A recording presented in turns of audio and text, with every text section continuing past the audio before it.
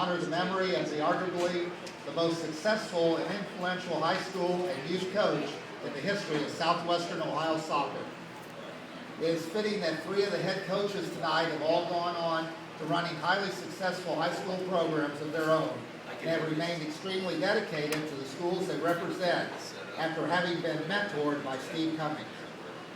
Randy Hurley of Moeller, Danny Lantham of Lakota East, and Rick Cooper of Lakota West all have the common bond of having served under the leadership and guidance of Steve.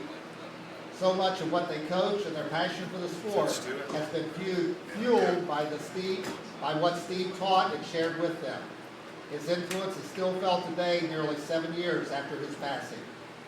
Steve's final record of 255 wins, 80 losses, and 65 ties places him 6th on the all-time list of wins for boys soccer in Ohio. He was on pace to become the winningest coach in Ohio boys soccer history. During his tenure, he won 11 GMC championships, went on to the Elite 8 5 times, and the Final 4 once. He was nationally known at the club level as his Club Ohio teams went to nationals 7 times, including a national championship in 1994.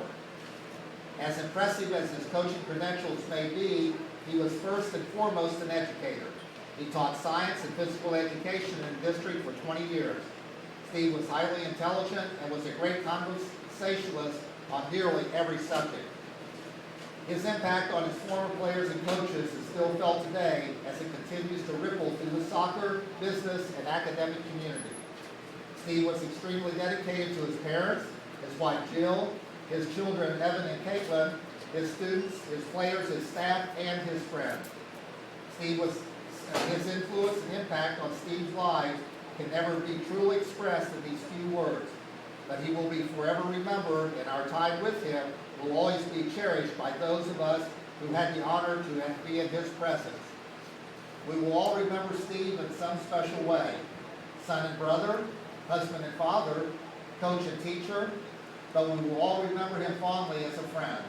It is most fitting that this stadium will be forever known as Steve Cummins Soccer Park, and although none of us had the opportunity to say goodbye to Steve, we all know now that we have a chance to say thank you, and you are truly missed and forever in our thoughts.